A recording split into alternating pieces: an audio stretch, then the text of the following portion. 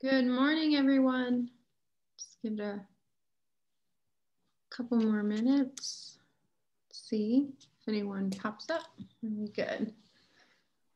All right. Hey, Ethan. Good to see you back. Yeah, I didn't mean to skip the first session. It's just Monday and I forgot. Well, welcome. Welcome, everyone, to day 6 of the New York State Craft Brewers Conference presented by DWS. My name is Jen Myers, and I'll be the moderator to this event. You have joined Working with New York State Malt with Aaron McLeod from Hartwick College, Ted Hawley from New York Craft Malt, and Dennis Nessel from Hudson Valley Malt. If you guys have any questions throughout this session, feel free to put your questions in chat and we'll call on you when it's an appropriate time. Or you can use your raise your hand emoji. We'll be happy to call on you that way too. I'd like to thank our sponsors for today. So our Monday presenting sponsor is William A. Smith and Son Insurance. Monday session sponsors are D&W Industrial Services, G4 Kegs, Teal Becker and Chiaramonte CPAs. I'll put the information in there for chat for you guys if you'd like to look. Also, if you wouldn't mind, please sign our attendee session sign-in sheet. And I think that's my spiel. From there, I'm going to go ahead and give it to you, Aaron. Oh, thanks a lot, Jen. Yeah, and so thanks for inviting us today. My name is Aaron McLeod. I'm the director of the Hartwick College Center for Craft Food and Beverage, which is here in Oneonta, New York, right on Highway 88. And what we do is we work closely with the farm brewing value chain in the state and the surrounding region, providing technical support, resources, education, and guidance. And today what we thought we wanted to do was we wanted to we're coming up on almost 10 years of craft malts being made with New York grain being available in the state. And it's time to really, pull back the curtain a little bit and invite you to explore the opportunity with both Dennis and Ted here. And I think what we want to do is we want to sort of take a chance to sort of give you a behind the scenes look at what is particularly distinctive about New York Malt from a brewing perspective, what it can do for your brand, and what these guys are doing, both connecting farmers with consumers through the craft beer value chain. So first, I just want to ask each of these guys to just briefly introduce themselves, and then I'm going to sort of take us through a bit of a history and present, and then we also want to leave lots of time for you guys in our audience to ask your questions. And see what it is that you're interested in talking about. So I think you'll get a feel for what we're trying to do here. Dennis, why don't you just start first? Just introduce yourself and your company for those who are watching who aren't familiar. Yeah, hi everybody. I'm Dennis Nessel from Hudson Valley Malt here in Germantown, New York. And so we make malt. But more importantly, and we'll get into it a little bit further, is that we wanted to make sure that what we were doing here in the Hudson Valley was connecting brewers and craft beer lovers to the land around them. So we feel that we are an essential link between the farmer and the brewer. And we'll kind of get into that a little bit further. Thanks, Dennis. Ted? Yes, thanks, Aaron. My name's Ted Hawley. I'm a maltster and owner of New York Craft Malt. We're located up in Western New York in Batavia. I think we're the oldest malt house in New York State. We've come a long ways. We've seen a lot. We've seen the resurgence and got a lot to offer in this segment, I think, for you guys. Great. And now I've got some pictures that these guys provided, and I'm going to sort of, so you don't have to just stare at us the whole time. I'm going to put these up here. Hopefully you can see that, maybe see us on the side. So Ted, this is you, and you opened the first craft malt house, like you said, in the state, even before, right, there was a farm brewing license. So tell us about the gap that you observed at the time and how you set out to fill it. Well, it was in 2011, I attended a NOFA conference, the Northeast Organic Farming Association conference, and And I wanted to grow some organic grains for the niche markets. And I went to a segment called From Farm to Grain, or excuse me, From Farm to Bakery. And the facilitator's name was Glenda Neff. And she had an inside scoop at that time. And Valley Malt had already been in the game for a year or so. But she did mention if there was any entrepreneurs out there, there was a need for malting grains for the brewing industry. And so I couldn't leave that alone at that time, and open up a dialogue with Glenda, see how much she knew about it. And my journey, she planted the seed. I always give her credit. She planted the seed and I took off with it. And there's a lot to say about it, but there wasn't any craft malting equipment available. There wasn't a lot of information of craft malting in general. It was just commodity sized malt houses and products. So we registered in May of 2012 as the first registered malt house post-prohibition, and then started educating myself at the Canadian Malty Barley Technical Center many years ago, where I met Aaron there as well, before he entered New York State's professorisms there at Hartwick College. But the big book, which is a lot of dry reading, but a necessity, is Dennis Briggs' Malts and Malting. It's the Bible. So it's been been a lot of great education, a lot of travel. I've traveled all over the world, from China to Germany to Italy and other places, to research how to make good malts for New York State breweries. Yeah, that's how I got started in it. And these events, the picture there is actually in Buffalo. That's the Buffalo Niagara Brewing Association's event at the time, where we're educating the general public on what malts are, first of all, and what malts make certain beers and flavors and colors. So it's always a great opportunity. People come up and wondering what malt is. They think they know what hops is, but malt is the backbone. It's the pillar of the beer, and people need to know that. So I always love the opportunity to go out there and set up my display and educate them. And what about that? What was the response from brewers in the very beginning? The brewers themselves? Yeah.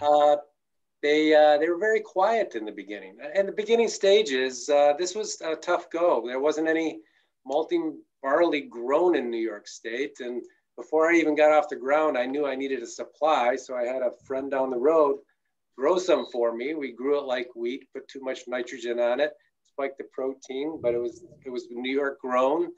I promised him that I would use it. I used it. I learned on it. Beginning stages, all of us maltsters, there's learning the equipment, learning how to malt, learning how to adjust. So the grains weren't great in the beginning. The malts weren't great in the beginning, but right now we're in a really, really nice spot. All the maltsters are on board and have educated themselves, and New York State's got some really top-notch malts being made. Yeah, I certainly agree with that. And we've got some data to show you in a couple slides later. So Dennis, so tell us about how you came to connect craft beer lovers in the Hudson Valley with the land around you. See if I can put this. So Jeanette and I were watching this exciting movement of craft beer. We wanted to do something more sustainable on our farm, and we saw in the Hudson Valley was a very exciting and vibrant brewing community. And where we live here in Germantown, our farm is like right in the middle of really good agriculture area in Columbia County and Northern Dutchess. So if you think of, we're numbers people too. We're 90 miles, 100 miles from Times Square. Jeanette and I could get on the train and go down and watch a Broadway play. So we're we're an hour and a half from 12 million New Yorkers, right? So, and those New Yorkers know that there's this great big beautiful state above them. So they come up here in the Hudson Valley every weekend, and they're supporting the brewers. So what we saw was we had brewers that would support agriculture, and then we had growers that were just starting to grow malting barley, but there was no Hudson Valley malt. There was no way to connect that. So a grower here would have, back then, would have to ship their grains all the way up to Ted in Batavia. And if a brewer down here wanted to use it, right? So it would have to go up to Ted to be malted, or to Western Mass to Andrea and be malted in those days. And then if a brewer in the Hudson Valley wanted those same grains in their beer, then they would have to come back. So we didn't know much about malting. I didn't have Briggs's book yet, Ted. In fact, that's a really cool thing, because I used to ask questions of Aaron, and Aaron would, you know, take a copy of a page in Briggs's book, and he'd send that to me, and he'd say, Dennis, you know, tell your wife to get you this book for Christmas. I bugged him so many times. But what we saw there, there was no link between the Hudson Valley grower and and with the Hudson Valley brewer. So Jeanette and I did our homework, and we decided that we would turn this, you'll see right here, we would turn our horse barn into a floor malting facility, so that we could be the connection between the Hudson Valley grower and the Hudson Valley brewer. And what we really wanted to do, what was exciting, is what I really love to do is to help brewers really tell the story of where their beer is from. So we think our malts speak of this place in the world, and with honesty and openness. So when you taste our malts, our malts taste like here. And so we think what we set out to do is to help our brewers make beers that taste like here. So, you know, that is the passion for us, is to really say here, you know, 6 years later, that now we are, you know, we have built a supply chain of our own. We've got growers here in the Hudson Valley. We have a malt house here, and we have brewers in the Hudson Valley. And we've got something that we've never had before, and it's a malting barley supply chain of our own. Very exciting. And so the two of you are just part of a network of about, you know, a dozen malt houses now that are scattered across the state. And so I think that distributed capacity is really important piece, right? Brewers don't have to necessarily go too far afield. So Dennis, thanks for showing us this picture of inside your malt house. So this is a floor malt, right? So this is a really old school approach to making malting. And why did you choose that? Like, what are some of the distinctive aspects of floor malt or floor malting that come out in the, like you said, in the taste of your place? Well, first of all, you know, honestly, we chose floor malting because Teddy Roosevelt's quote, right? You do the best that you can with what you got where you are. So we had the space, we had the barn, right? But we also saw that, you know, to get up and going, there's not a lot of capital. You know, you need a lot of capital if you're going to go pneumatic with machines. But we chose to go this way.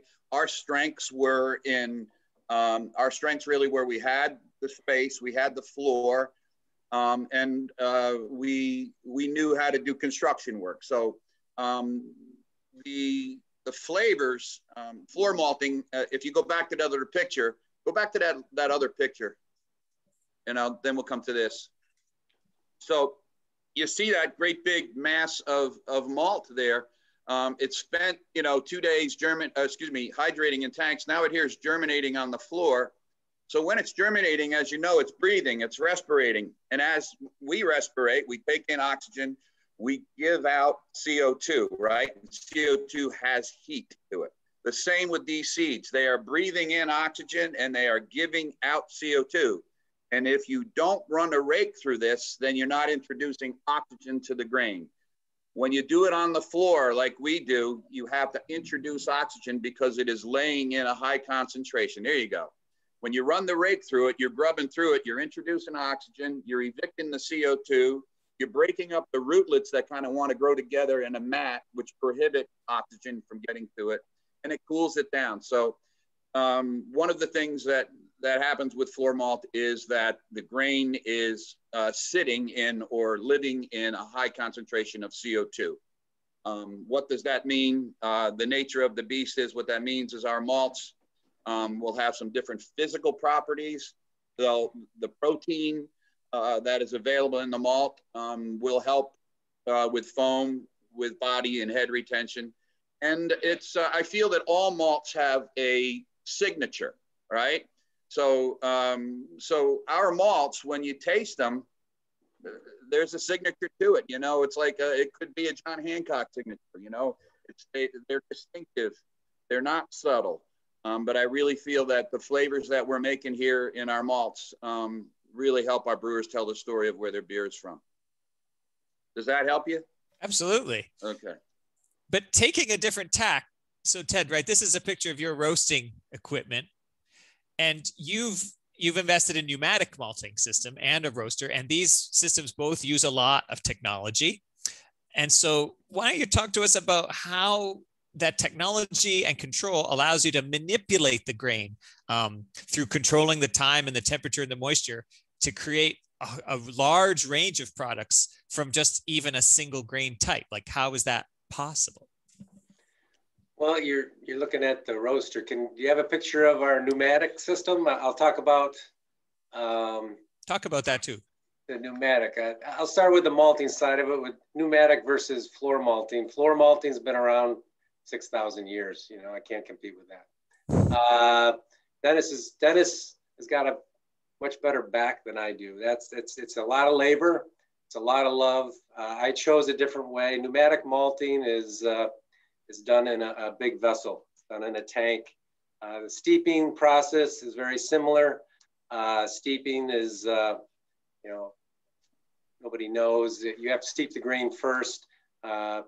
You're able to, I guess both of us are doing the same thing. We're able to adjust the temperature of the water, adjust temperature, time with how much the grain is steeped, how much it rests, we can adjust that. But the pneumatic malting comes into effect when we transfer from the steep vessel to the germination tank. Germination tank has a false floor in it. So that false floor is key for our process. The false floor gives us an opportunity to condition the air that goes underneath the grain. We can cool and heat simultaneously. We're throwing moisture under there. We're keeping it hydrated. And we're also stirring automatically. I have an automatic stirring device. I'm not raking and hurting my back right now. So, but it gets done on time. It's all about manipulating that grain. If we're using all our senses, as Dennis does as well. We're watching the aquaspire. You know, we're smelling. We can actually, Dennis, I'm sure you're on board with this. We walk in the room. We know if that grain is too hot or too cold by smell. We're using all our senses, and especially the touch. We're checking chalking, which has been around 6,000 years. That's the indication of a well-modified grain, is how it chalks out of 100 kernels. But we feel that pneumatic malting is key to controlling time, temperature, and being very patient with the grain. And we can have a consistent product all the time. That's our thought on that. And the biggest thing that I wanted, I looked at floor malting, and you know, it's a lot of labor. You're shoveling a lot, you're raking a lot. I admire Dennis's operation there tremendously, of his devotion to labor. I admire yours too. I don't want to arm wrestle you, so yeah. But I didn't get involved with that roaster, but the roaster picture, that's just another product that we have we've developed recipes there. So we're making, you know, biscuits, caramels, crystals, chocolates, not just in barley products, but rye, wheat, oats. I've even done flakes in there, different color flakes for companies, breweries, and roasting some oats for some of the oat milk stouts and things like that. This is a lot of fun for me, developing a new roast. And once that recipe's in there, we're able to repeat the product. And right there, there's a scale that we weigh the grain before it goes into the roaster. There's an elevator that fills it. We put the recipe in before that, just press go, and it basically takes off and does everything for me. And then right at the end, we're always constantly watching the final colors. And then when it's done, it goes into that cooling tray and cools it. We can spray steam on it, water on it. There's all kinds of bells and whistles with this technology, and safe falls. There's a fire suppression system.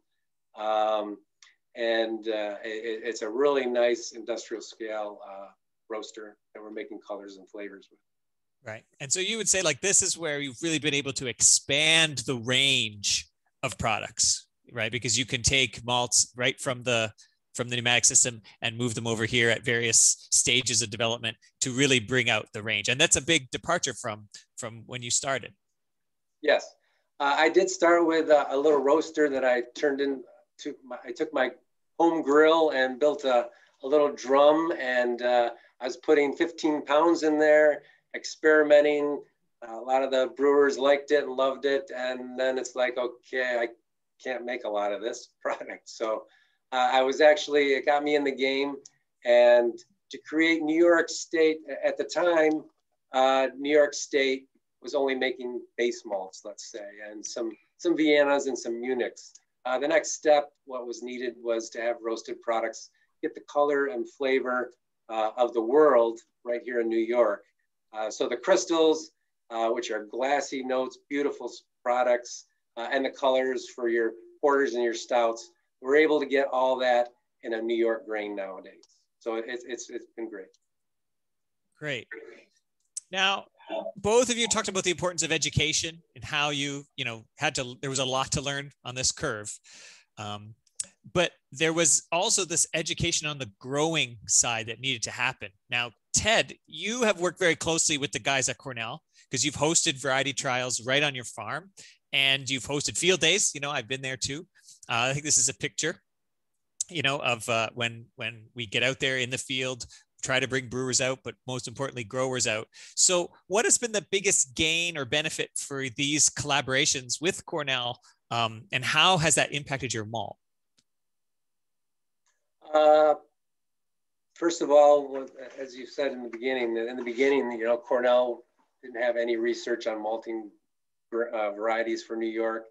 And as soon as they jumped in, I offered to have some space on my farm for their variety trials. It's the spring small grains variety trial where they've got wheat in there, oats in there, barley in there, rye in there, varieties from all over the world to see how they grow in New York State. These same variety trials are like in maybe 3 to 4 different areas all around New York. So they're seeing how it does down in Dennis's Hudson Valley, Western New York. But working with Cornell, their whole team, I'm honored. I really am floored that I became good friends with a lot of these guys that are geniuses in what they do. But to bring people out, not only growers, and brewers are a tough sell to get them out in the field, but I also invite the general public too to come on out and see what's going on, and educating them on, this is your beer out here. This is where it grows. I'm malting it, and then we bring them down to Eli Fish right in town for a beer. So it's to work with Cornell, Gary Bergstrom, Mark Sorrells, Dan Sweeney, Dave Bencher, Amy, and Cheryl Thayer that does all the events. I feel they're all my friends, and I'm honored that I was able to be part of their research and development into the betterment of getting better varieties of malting barley for our use. Right, and you've been able to sort of access those varieties and bring them into your process. Yes. Great. So Dennis, what resources have you found to be the most beneficial in helping you ensure that high quality? So, right, what's the title of this event? It's called Working with New York State Malt, right? So we, Ted and I are making malt, and we're fine-tuning our craft to do the best that we can. So here's a picture of germinating barley, right? So what are the resources? So advice and guidance. Think about we are nothing without our growers. And we were working in the dark prior to when, Aaron, you came along with your lab and the people in your lab, as well as what was being offered by Hartwick here in our own state of New York. We've got this university, we've got Cornell, which is great, that helps with varieties and helps our growers. And like you said, Ted, we got Gary Bergstrom there, who knows every disease possible, to leaf disease for grains, and Mark Sorrells and his team, breeding varieties. But there was a time when I was buying barley to malt from local farms, and I didn't know what the protein level was. I didn't know whether one seed or 20 seeds germinated, and I surely didn't know if it was diseased. So think of those three things that are deal breakers now, Ted, you and I.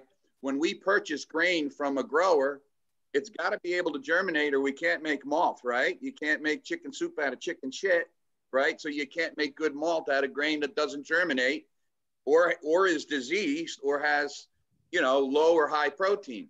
So thanks to you, Aaron, and the resource of your team at Hartwick. Now, I just would like brewers to know that the growers that we work with, when they grow the barley, they have to send a sample into Hartwick. And Hartwick then does their tests on all those seeds, and then sends that report back to the grower, or the grower sends the report to us. Now we can sit there and see, does it germinate? Does it have disease, right? And what is the protein content? Those are three very, very important things. So advice and guidance on that end from Aaron, you and your team, we'd still be in the dark. So, but on the other level, I'd like brewers to also know that once we make our malts, we send samples into Aaron's lab at Hartwick, and that helps us with our quality control. So sending the samples into Aaron, and then Aaron and his team tell us back, what's the extract, what's the color, right? What's the soluble protein, right on down to the fan numbers, the amylase and pH.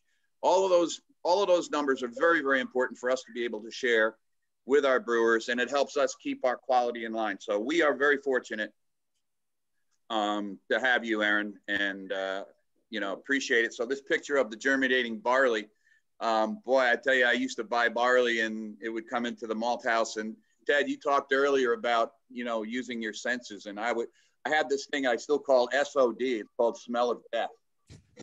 And the smell of death, right, is when we would germinate, we put it on. Of course, we would germinate some kernels in advance. And, if you had a batch that was on deck, you would do your own germination test. But sometimes, you'd put a couple of tons in the steep tanks and you'd put it on the floor, and the next morning it would be SOD, smell of death. And that would be the lactobacillus. And just did not have the knowledge in those days. We were just winging it. But to have the advice and guidance of Aaron and Hartwick has really been an amazing part of what we need here. Well, thanks, Dennis. We're really proud to be a part of that chain. And actually the data that the testing that you talked about actually gives us kind of a 30,000 foot view. And I want to share some of that aggregate data with the brewers in the audience. If we look at the barley samples that we get every year, 40 or 50, 60 samples of grain from New York growers. And then we just look at the key things you mentioned, the protein content, the germination, the sprout damage, the disease. We measure the DON, which is the toxin representing the disease. We can see that in 2016, these are the percent of samples that had to be rejected because they didn't meet the specifications necessary for someone like Ted or Dennis to be able to malt it successfully, right? So we had to essentially throw out 75% at the bottom there. You can see of all of the grain that was grown, intended to be malted, probably couldn't be successfully malted. And if we look at the reasons why, you can see half of the samples were outside of the target range for protein. Almost 20% were sprout damaged. you can see that every year since then, there's been improvement. This has a lot to do with the dedication of our growers and just the learning experience and getting feedback. A lot to do with Cornell and their trials and their extension educators who are, teaching sharing best practices.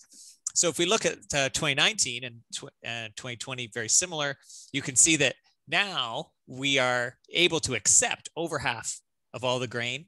We're doing a lot better on protein.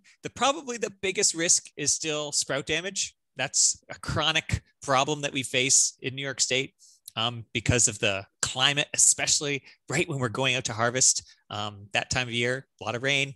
And the varieties that we're growing don't necessarily have a lot of sprout resistance. That's something that Cornell's working really hard and have released a new candidate that has good sprout resistance. But you can see that this is the grain quality itself has improved considerably.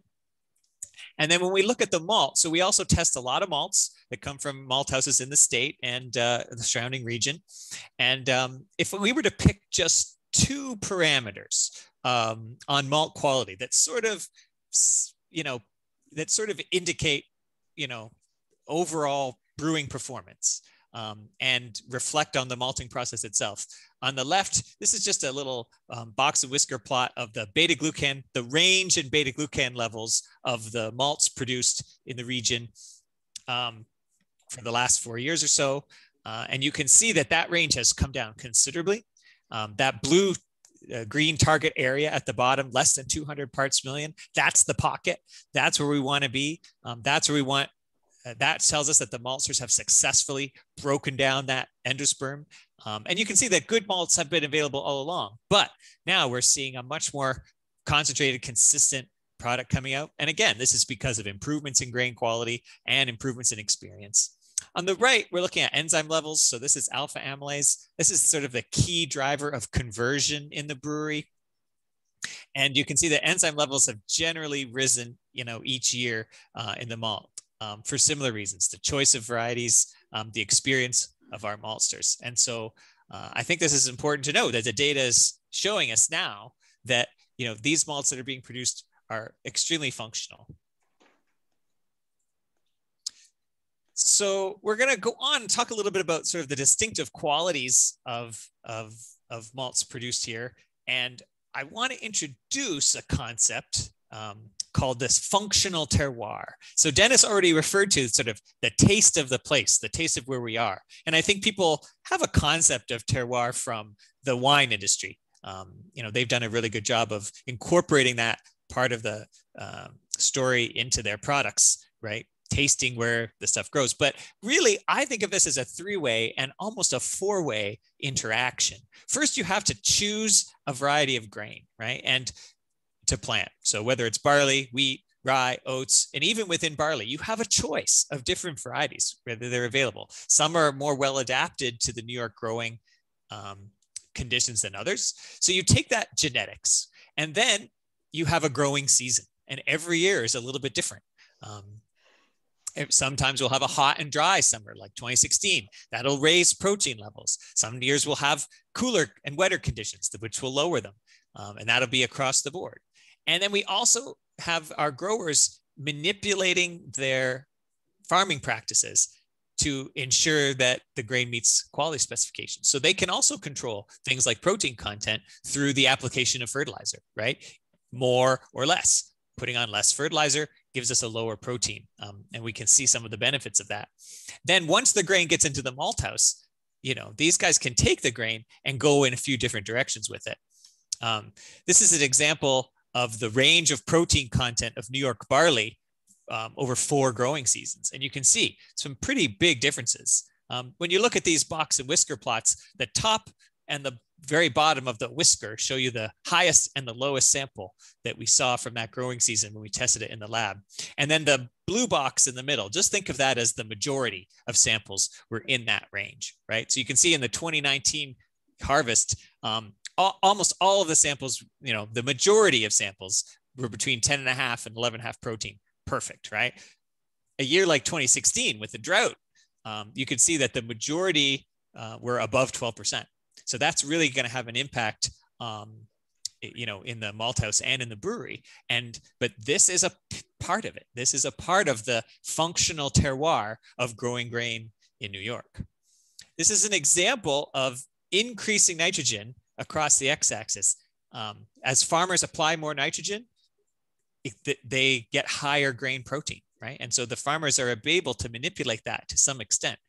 There are certainly certain types of malt products that we would want to have higher protein, like a highly enzymatic distiller's malt for converting large amounts of unmalted grains in the distillery. That's where protein is very high, would be valuable. Of course, lower protein would be more valuable for malt extract. So you can see here, as the protein content in the orange line goes up, the extract content in the malt goes down. And malt extract is directly related to your yield in the brewery, your mash efficiency. So controlling protein is something that's really important. This is an example of the interaction of variety. So you can see here, we have 3 lines. Scala, Newdale, and Wint malt. Those are 3 different barley varieties. We're not really actually seeing much Wint malt grown in the state anymore, maybe a little bit. Scala is a winter 2-row and Newdale is a spring 2-row. And you can see that at the same protein content, they have the potential to deliver different amounts of extract. So all of these decisions come into play. Decisions around which varieties to use, the decisions around farming practice, the decisions around malting process conditions and optimizing those conditions and using the control that you have available. And then there's the variable we can't control, of course, which is the weather, which we could. So that being said, Dennis, why have you come to use 6-row barley in your malts? And what do you think that 6-row barley has to offer for New York brewers? So when we first finished building our malt house, we did not have contracts with growers here in the Hudson Valley. And so here we were with a malt house and a grower up the road, organic farm called Stonehouse Grains, was growing 6-row, and we started, you know, learning how to make 6-row. But I couldn't sell 500 pounds of it because 6-row has a stigma, and that stigma is a negative thing. But we've tried to make it a positive thing, and it's taken us almost 7 years. So I really feel that the malts that we make here, we didn't have the leverage as a small malt house to go to our growers that were already growing something and ask them to change. So this was something that Stonehouse Grains knew how to grow, and it knew how to get yield and knew how to get quality. So we learned how to malt it. Why it works for us is that now we're getting support. You know, this guy started in 2016 where we started getting brewers trying it, and they support it now because they understand that it grows here with yield and quality. The practice in which they grow it organically, regenerative, is they're not jacking up the fields with nitrogen to crank up the protein. This is the same variety. It's Quest 6-row that's grown in North Dakota, and Anheuser-Busch used it, right? So that they would back up the nitrogen in the field so that they could push up the protein in the grain so it would have, right? So it would end up working great with adjuncts. Here's the same variety now that we grow organically here in the Hudson Valley using cover crops, right? To fix nitrogen to the soil, sequester carbon into the soil, and doing rotation where this field of barley would not see barley again for another 8 years. So it would, you know, in some years it would have cattle out there grazing. Some years it would have timothy grass, alfalfa, white clover. But you know, rotation is good for keeping down insects, good for keeping down funguses, so that nothing ends up really dominating. So they're not spraying insecticides, fungicides, herbicides, and they're basically end up with a grain that has low to moderate protein. So 6-row with low to moderate protein, now there's room for starch. Now you have these plump kernels that have, like you said before, they've got enough of the protein in them for the maltster to create the enzyme that's needed. But now, because we've got fat kernels with more starch, we end up with great extract and a wonderful brewer's malt. Yeah, I love that you're myth busting here. So the take home story is this is not your Anheuser-Busch's 6-row. I mean, this is a very distinctive to New York 6-row. I got it. I just want to show you just quick. Yeah. This is a beer. This is an IPA, and it's called Yes Farms Yes Beer by Industrial Arts. It features, one would think it's like, wow, this is the 6-row is the base malt here, Aaron. And we've got Munich in here as well, but we've got flaked wheat and we've got flaked oats and of course malted wheat. But this is an example of a brewery that first started out using our 2-row, but now has supported 6-row because of the makeup of it. Higher starch, less protein. Functionality is amazing, and the flavors there as well, because we are all in the flavor business, right? Absolutely in the flavor business. Actually, great segue. This is a picture of Ted's hot steep apparatus. I think this might have been from a sensory workshop that we did with brewers out there. There's a lot of specialty malts, I can tell by the color.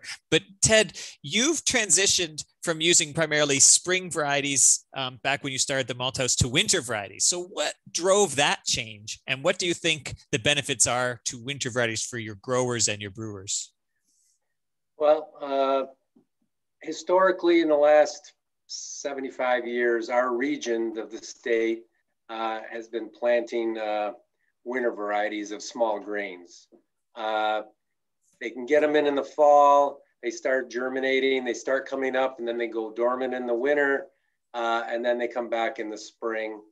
That's more desirable in our area because when spring comes along, Mother Nature is going to be a late spring. It's very hard for the growers, the farmers, to get in the fields. If it's muddy, they can't plant. You got to plant your spring varieties in April, or you're going to be out of luck. It's going to come in with weeds, and you've got to time all this correctly. But Canada has a lot of, most, if not all their grains are spring varieties because it's way too cold to withstand the winter temperatures up there. So, going to the Canadian Malting Barley Technical Center and doing all my research in the beginning years, 2-row is what the brewers were asking for. And the spring varieties had the most research on it from Canada. So we were getting into that, spring varieties, and then we throw in the equation, how are we going to get the seed? The seed has been an issue over the years of what these seed companies, I won't mention one or two, but they kind of control what seed they carry and where the farmers can get it. So unless we've come a long ways with that. I'm now bringing seed in myself from areas and offering it and not being relying on the local seed suppliers. So, I send everything to you, Aaron. And if it's, I will use it if it's spring variety or winter variety. I do want to step back. Years ago, I was sending Aaron our grains when he worked for the Canadian Grain Commission, and it was 6 times the price. I could not afford to have analytics on my malts like that. The margins weren't there. For you to come into New York State and be our grain guru of analytics for the grain and also malt, we're very lucky to have you in our state. I want to step back on that. Dennis, you were in on that, and I appreciate that. But Aaron's key for all this. And so the transition is from spring to winter varieties has been manipulated by the grain or the seed that's available for my growers. I think it's a strong choice. So, speaking of that data, I can't help myself. I really want to share some of that data with the crowd today, with the brewers in the audience today. So this is data. This is essentially, this is some of Dennis and Ted's malt quality that they've agreed we could throw up here to really sort of drive home the point. So in the pink bar, this is sort of your typical malt quality characteristics of a, North American commercial 2-row base malt. So this would be something like RAR 2-row, Great Western 2-row, moderate protein, moderate to high protein, but decent extract, high enzyme levels. This is a very functional base malt. There's no question. So, the question had come up over the years, well, you can't do this in New York. And I think with the data is clear now that there is some very good opportunities. So when we look at this at Ted's, right now using Scala, which is a winter 2-row variety, which delivers very high yield for the grower and some good risk management on the growing side. And that low protein has the opportunity to deliver us big extract.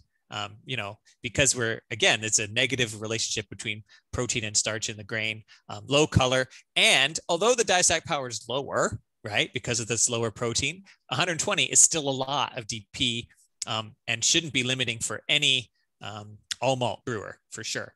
And you can see by the low beta glucan here that this is very easy to modify and is readily modified.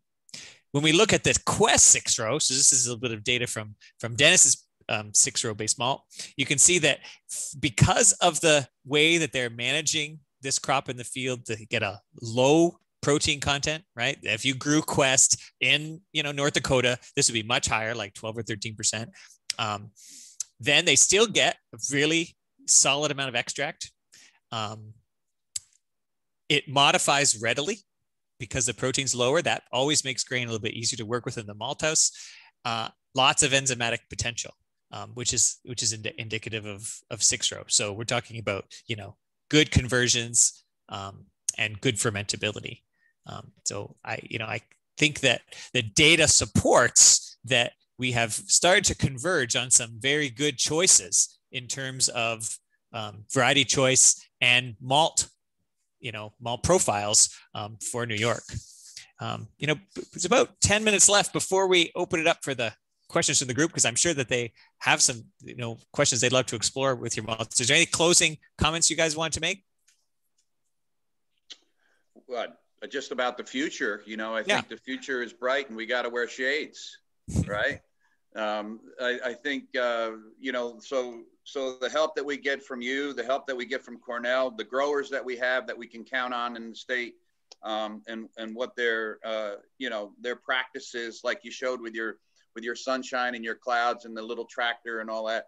It's really cool that we've built something here in our state that wasn't here 10 years ago, right? So we've got something wonderful. And then in the future, where we're headed to now is just dialing things in better, right? Working on varieties. Cornell has worked on varieties. They released a new variety, a new spring variety that they call Excelsior Gold. And we've made an investment to grow it organically as well as conventionally here in the Hudson Valley. So they've been working 5 years on this variety. So we're going to give it, we're going to put it in the ground here. As soon as this snow melts, we're hoping to get it in the ground here in 4 weeks. But I think the future is bright, and we're really thankful to the brewers out there that are supporting local agriculture. And really putting local grains in their beers. And then Jeanette and I are really supporting the connection between the farmer and the brewer, that, that we're here in our little area here in the Hudson Valley, being able to be part of a supply chain, and we enjoy our role. Ted, what do you think the opportunity is for brewers, moving forward here? Well, it's, as we've talked about today, we've come a really long way. I mean, as Dennis said, we now have Cornell's new variety, Excelsior Gold. So the seed's better, the growing practices are better, the maltsters are getting better, and the brewers are getting better. I mean, as Dennis said, I've got some shades I'll put on, but I like that. And but it's all about the brewer at the end of the day. Needs to be trusting our malts, our products. In the beginning, as things were growing and improving, there was still a lot of brewers that were at my door and wanted to be part of it, even though things weren't that great in the beginning. We've come a long ways. Most of those brewers are still on board, and their beers are just going through the roof. We got to put the kudos out to all New York State brewers for wanting to be in this business. Dennis and I and all the other maltsters want to be part of their business. You know, the local ingredient beers, it's a sell situation. I mean, the people up front selling beers, you're going to tell them it came from Dennis's right down the road, or my place, or, you know, that's a huge selling point, that you're keeping the money local, you're keeping the research and development local, you're keeping the money local, and everybody's on board with that. But I want to thank the brewers, Dennis, for jumping in, and Aaron, you're a key person to this whole process of quality control. Yeah, we're proud to support it. The data definitely backs you up. All right, Jen, why don't you let us know if there's any questions in the chat. And then after that, you know, I don't know what you think, Jen, but if a brewer wants to, if one of our audience today want to unmute and jump in and either talk about their experience or ask these guys questions, I'd be up for that. Absolutely. We do have a couple questions in chat for you guys. First, we have Lou from Fright Yard. Lou, go ahead. Hi there. I just was curious about when you're working on the malt process, just because I've never been there, watched it in person. I was curious if you have to treat the water that you use to sprout the grain, and also do you need to exhaust the CO2 created by the sprouts outside the malt production space, or does that kind of stay within the space to help with the heat? For me or Ted? Doesn't matter. You can start. Try it, Dennis. So on the water, no, we're fortunate. We have a nice aquifer. It's geothermal, comes from the ground. We have a nice well.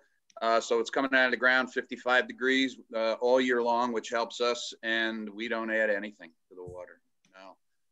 As far as CO2 goes, in floor malting, we basically, the CO2 that builds up in that bed, we try to evict that by running the rake through it, brings in some oxygen, cools things down. But as you know, CO2 is heavier than oxygen, and CO2 is there, and it's always there. But we're just introducing oxygen and cooler air to cool it down.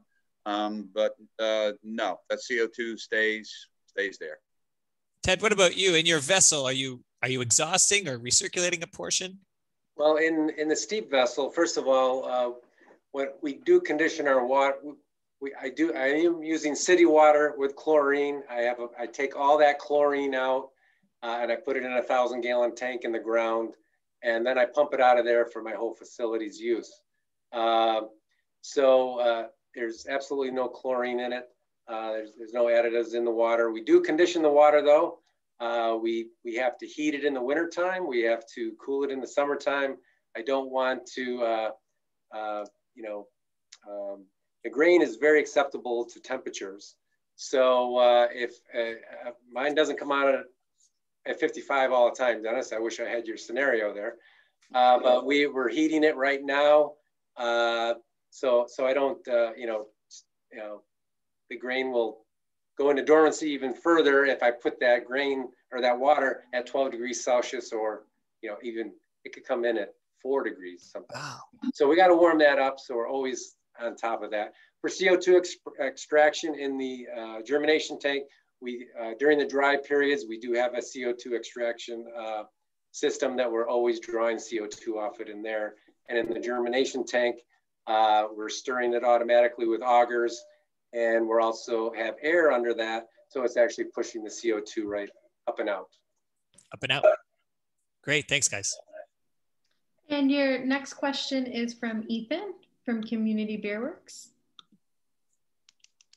Oh, it's a silly question. It's no longer relevant. Aaron, those box plots, I just wondered if the boxes were +/- standard deviation. Is that right? Oh, that's a great question. And I didn't get into the technical. So no, in the box Nobody and whisker, cares, but... no one cares for you. That's all right. A little education for everyone. So in the box and whisker plot, the very top of the whisker to the very bottom is the range. So from the highest sample to the lowest. From the middle box is the interquartile range. So the top of that box would be the 75th percentile, and the bottom of that box would be the 25th percentile. So the middle half of the data lie within that box. And with the reason we use the interquartile ranges is because the data is not always normally distributed. So it would violate too many of the principles of the normal distribution. So it wouldn't really be fair to use standard deviation. We use the quartiles. Okay, so is that a median then, not an average? Yeah, that's right. Again, we look, the middle bar would be the middle line would be the median result. So half of the data is above it and half of the data is below it. Got it. Thank you. Awesome. And then we have a question from Kate from Foothill Hops. Oh, she can't answer. So she said, what is the production capacity forecast? As demand increases, will we see delays or shortages either related to grain availability or production capacity? Oh, great question. Dennis or Ted, one of you maybe go first on sort of grain availability. What do you say on the grain availability side? Do we have, is production of grain in line with your demand for malt? Is it excess or is it under? We're finding that there's plenty of grain in the state right now to purchase. Okay. Plenty. Yeah, 1886, all their grain is still sitting there ready to go. So as Dennis said, I see no problem with the supply of good quality malting barley right now. Right, good. Awesome. And Jason Saylor has a question for you. Go ahead, Jason. Hey guys, I was wondering if you could talk about marketing your malts and kind of in the framework of utilizing the varietal names as kind of a tool for the marketing. I mean, we don't see too much about Scala or Newdale or Conlin or whatever. I feel like Excelsior, Gold may a little bit, but Jason was going in and out, but I think we got the gist of his question, right? Boy, the hops guys name the baby, don't they? Right? Everyone can name the hop varietal that's in their beer, but we don't seem to be doing that quite as much with the malt. So Dennis or Ted, is that a choice that you're making purposefully? And what do you think? Where do you think the balance is there in naming the baby with respect to varieties? I think it's tough right now because the varieties can be different every year. Right. We start calling it Scala something, and the brewer gets used to that and wants to call their beer that or something. And the next year, I can't find Scala in my region. It's going to be tough to tell that brewer that I've got Wint Malt this year, or I have SYTP this year. So I think that's. It's not like hops where they're growing the same product every year. I feel it would be problematic. Yes. I have an opinion on that is that I feel that we don't name this baby. And the reason for that too is the varieties of barleys that we use. Jason, we would just ask that brewers trust us that what we're using is really what is working in our part of the state. And I think the best way that you can market your grains or market your beers is the whole local thing. It tastes like here. These, Ted and I are making malt from grains that are grown here. And there are some times where Ted and I have to maneuver. We have to maneuver because what's available to our growers or what is working. So here we are now moving into Cornell's, variety that they just spent the last 5 years on that we don't even know yet. We're going to put it in the ground this spring. We don't know how that malts yet. So we're not going to name that baby and we can't. So I agree with Ted. Just trust us that we're making the best malts of what the growers are making or bringing us. Awesome. Thank you. And you guys have one more question from Lou. Lou, go ahead. Yeah, I'm going to bounce off of Jason's question as well. I know there was a big push for the New York State Grown and Certified program. So maybe that's one way that we could all kind of market that New York agricultural side.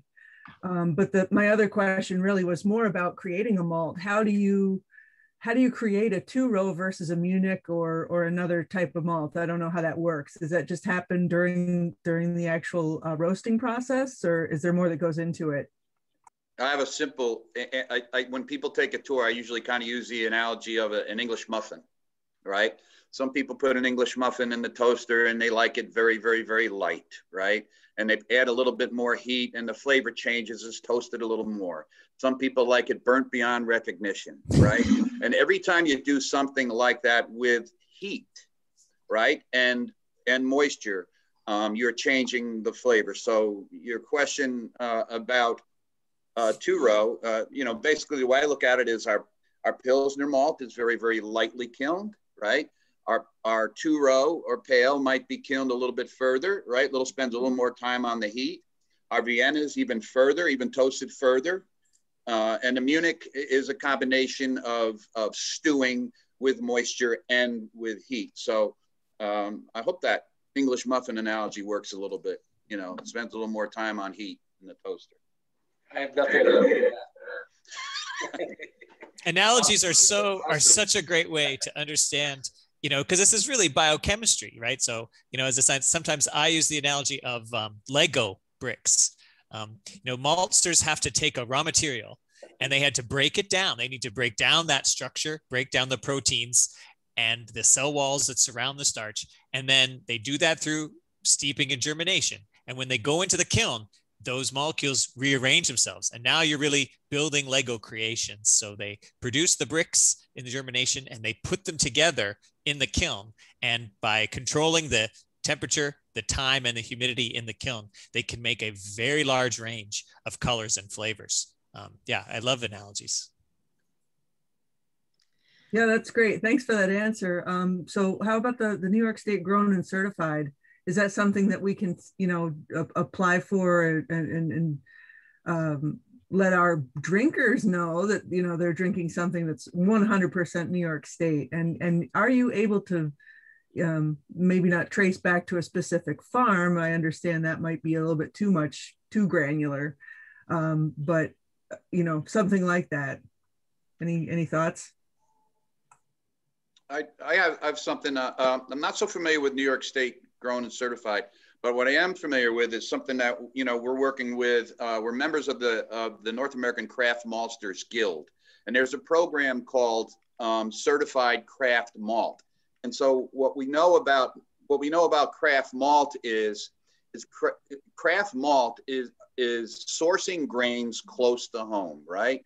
So certified craft malt is a certification that brewers get, and then you can put it on your can, you can put it in your tap room, you can put it in all your marketing. And what that does is it shows your people that are coming in or the fans of your beer, it shows that you are sourcing your malts close to home. And if they want to support that, that is something that research has shown, is that the movement is that craft beer lovers do want to support the breweries that are using local ingredients. So the craft malt seal is something that we work with our brewers to help to, you know, kind of really differentiate themselves so that they can show that their ingredients are made using local grains. The grown and certified program, I don't know much about. However, I find that the growers have enough paperwork to fill out. I have found that I've asked a few of them, they don't really want to apply for another product line and be watched more and being certified more. It's a hard sell to some of the growers to get on board with more documentation of their products, their grains. Okay, that's fair enough. I totally feel that. So how would one get that certified craft malt? Hey, Lou, I just took down your email. Lou at freightyard.com? Yes, sir. I'm going to send that to you, and it's a wonderful tool. But think about you always have a story to tell, right? If you're supporting local grains, if your beers are made using local ingredients, that is a song that I would sing every day because that's what sets you apart. And so this is just the certified craft malt seal is a way for you to show your people that you are dedicated and you're on a mission of making your beers using local grains. Cool, thank you. Awesome. You guys have a question from Adam. Adam, go ahead. Yes, I was wondering, as far as making Vienna, Munich, roasted, or black patent, whatever chocolate, do you traditionally start with the 2-row malts, or are 6-row malts sometimes used for the base malt to make those specialty grains? Go ahead, Ted. I'm strictly 2-row. 6-row, I guess historically, is much hardier. Dennis and down in the Hudson Valley is 6-row is doing better than it is up in my region. It's regional. New York State has microclimates all over, and you can't justify one variety doing good up in Western New York, Central New York, and the farming practices and the soils are different, but the microclimates are key to what varieties are driven in that area. What was the question? Yeah, I think it was a good answer. And I would just add that the genetics, the genotypes in barley varieties are flexible, right? And these guys, Dennis and Ted and malt houses, have a lot of control. So actually you can go from any genotype almost and make a lot of different styles of malt. It might be that this variety or that variety is slightly more well suited, maybe easier to process, but actually given the flexibility in the entire process in terms of their ability to adapt, right? Even if it takes a couple of extra days in germination or takes a slightly more water usage, you can almost take any grain as long as it meets sort of the basic suitability criteria and go in a lot of different directions. Think a tree diagram. I mean, I think you guys would agree with that, right? There's a lot of flexibility. As Dennis mentioned in the beginning, the stigmatisms that are out there are still out there, but, from a variety of a lot of these stigmatisms of 6-row versus 2-row are kind of just coming together from variety. Before the stigmatism was that the kernel was smaller on a 6-row because it was crowded, less extract, it was a small kernel. Brewers loved the large kernel. I was on board with that in the beginning, because I'm always listening to the brewer. The brewer has to tell me what is going on and what they want and what they see wrong, what they see good.